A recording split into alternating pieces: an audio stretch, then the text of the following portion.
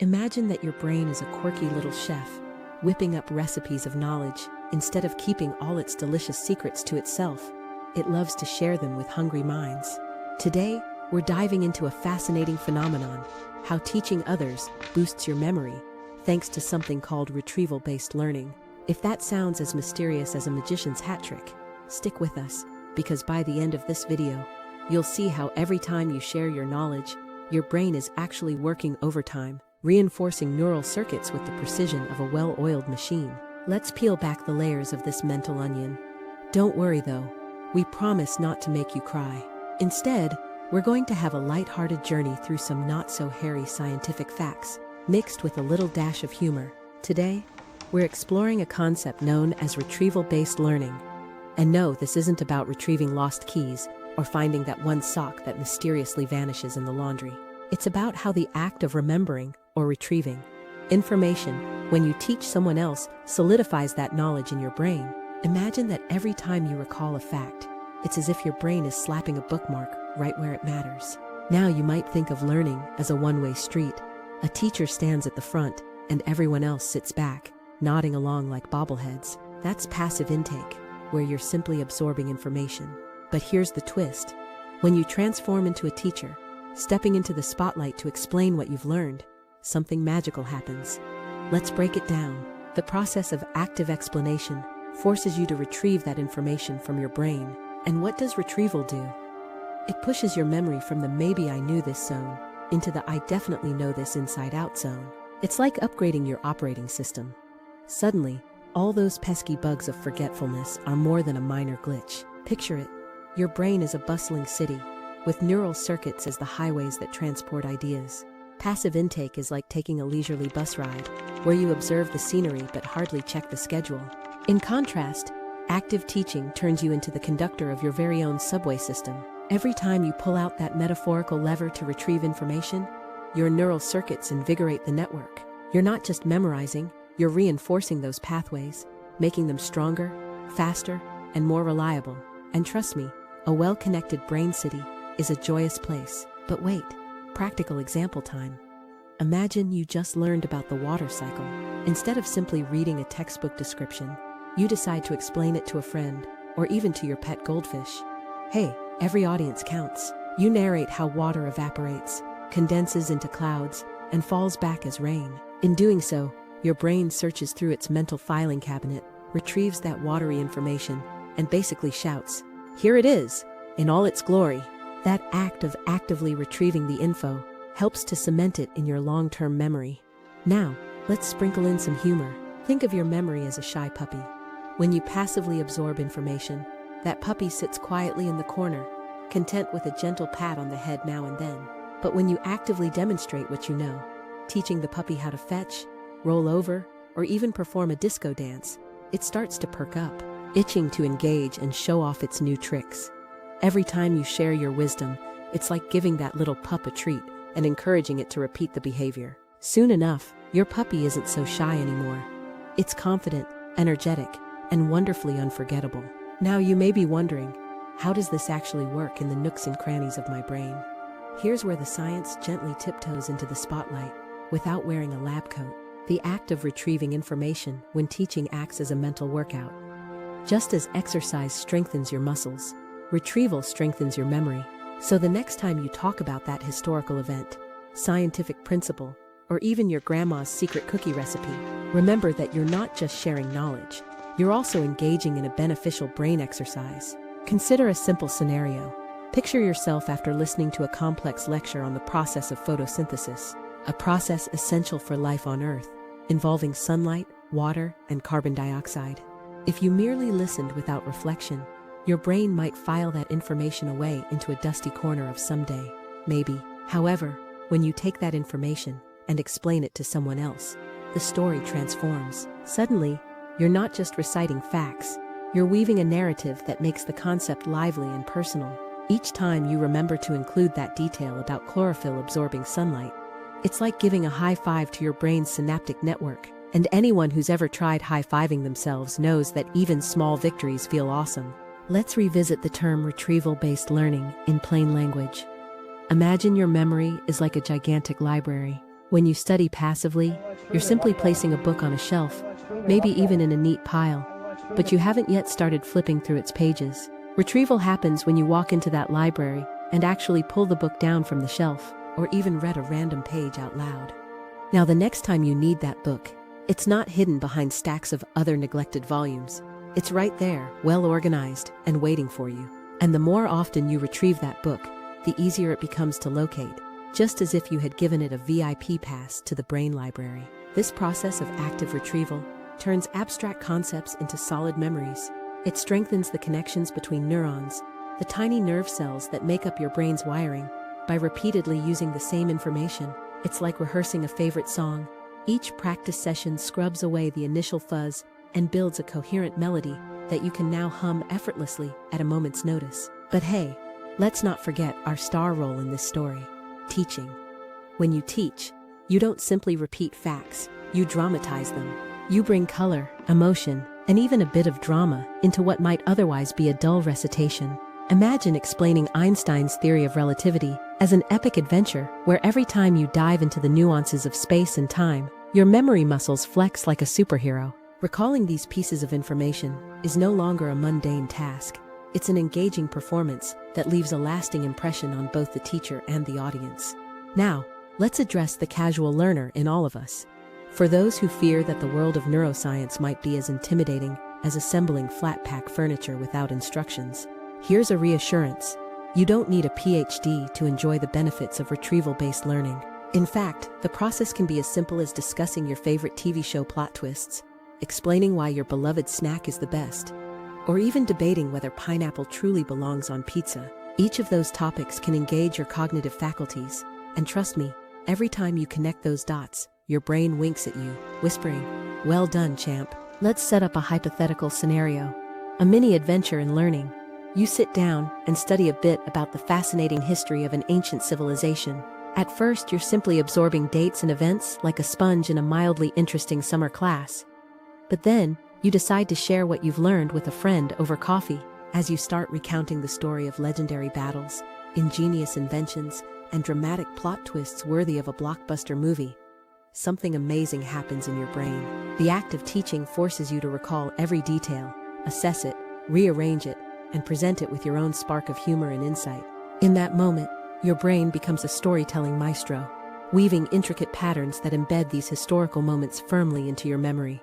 And next time, when someone casually asks you, "Hey, do you know something cool about that ancient civilization?" you'll be ready with an engaging, well-rehearsed response that highlights your newly reinforced knowledge. At the heart of this journey is the idea that teaching isn't just an act of sharing information. It's a powerful, active process of learning itself. And the best part? You don't need to be a teacher by profession to harness these benefits. Whenever you explain something to someone, be it a serious topic or a weird, fun fact, you're engaging in retrieval-based learning. Whether it's during a lively conversation at a dinner party, an impromptu discussion with a friend, or even a moment of self-talk when you're preparing for an exam, every act of teaching ignites your brain's neural circuits. We've all been there. You've crammed for a test by reading and rereading notes, and then when the exam arrives, your brain feels like it's been hit with a sudden fog. But try this trick. After reviewing your notes, grab a friend, or even your reflection in a mirror, and run through the information as if you're the teacher. Soon enough, you'll find those pesky details sticking around much longer than before. It's like your brain just got upgraded from dial-up to high-speed internet, and who wouldn't want that kind of upgrade? Let's take a moment to appreciate the whimsical irony. Sometimes, the very act of forgetting something sparks a kind of panic. Imagine trying to recall an important fact, and suddenly, your memory's like, "Oops, I left this in my other brain." But when you're in the teaching mode, every forgotten detail becomes an invitation for a mental scavenger hunt. And let's be honest, everyone secretly loves a good scavenger hunt, especially when it involves diving deep into the recesses of your mind to fish out that lost nugget of wisdom. For the skeptics, here's another perspective. Consider how comedians craft their routines. They take familiar experiences, repackage them with a twist, and present them in a way that makes everyone nod in agreement and laugh. Similar to that, when you're teaching, you're not mechanically reciting memorized lines.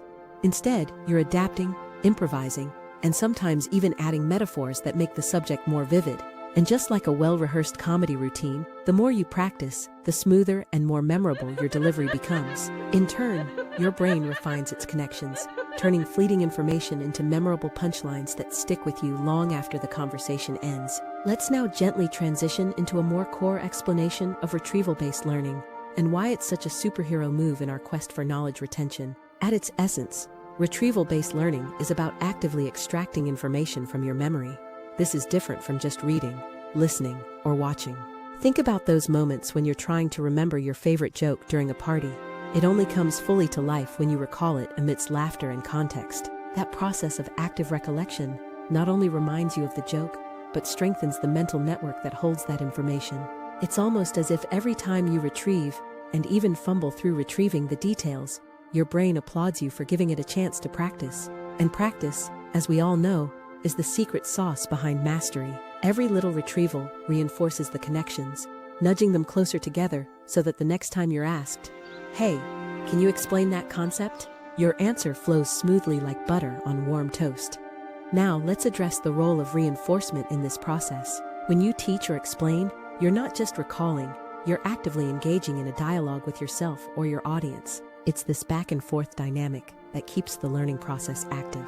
Imagine your neural circuits as an endless row of seats in a stadium, and every time you retrieve information, you invite a cheerleader to the bench. The more cheers, the louder the applause, the more likely those seats will be filled with eager neurons ready for the next game.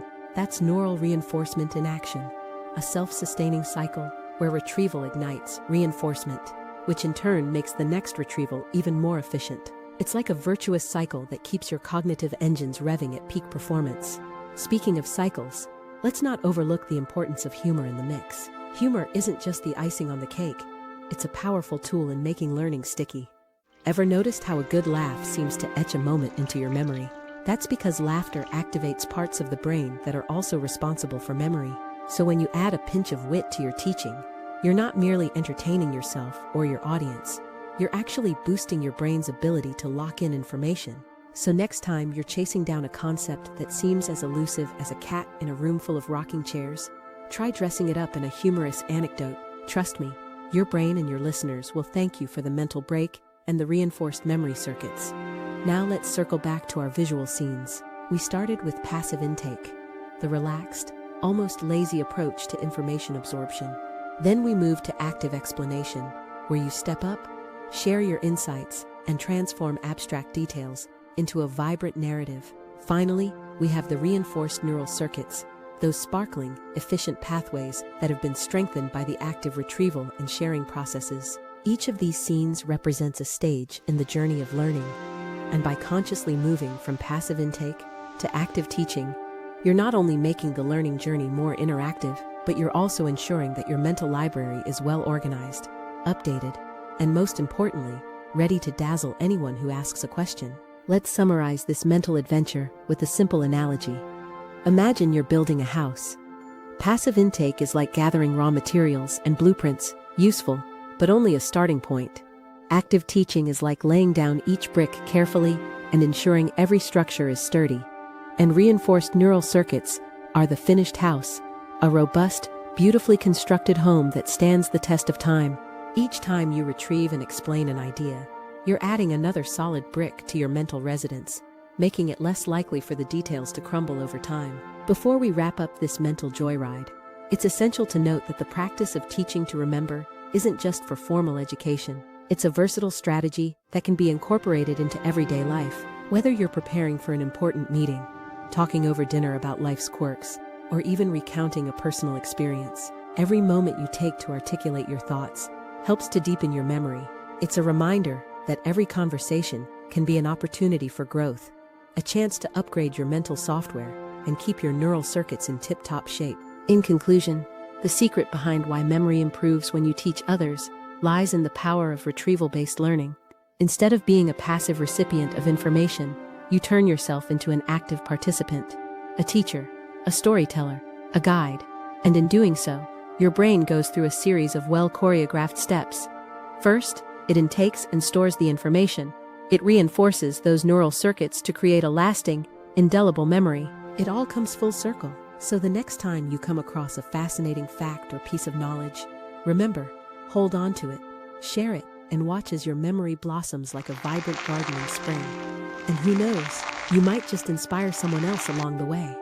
You see, by the simple act of teaching, you're giving your memory a serious boost. It's not rocket science, it's brain science, served with a side of laughter. Turn every explanation into an adventure, every retrieval into a mini celebration, and let your mind shine like a blockbuster hit. Because in the end, every time you teach, you're not just passing on facts, you're building a legacy of well-reinforced, unforgettable ideas. Now, as you set off on your journey of exploration, armed with the tools of active explanation and retrieval-based learning, remember this: knowledge is best remembered when shared. So grab a friend, pick a topic, and let your imagination and those neural circuits run wild. After all, every mind needs to dance a little, and each shared moment of humor and insight is like a perfectly choreographed move on the stage of learning. Thank you for joining this journey through the playful labyrinth of memory improvement. Let your brain be the master chef of ideas, constantly stirring, sharing, and savoring every morsel of knowledge. And above all, keep teaching, because every time you do, you're not only enlightening others, but also turning your own mind into a dazzling repository of wisdom that nothing, not even the trickiest exam question, can shake. And remember, teaching isn't just a way to get the point across. It's the secret ingredient to turning fleeting facts into an everlasting feast for your brain. End of script.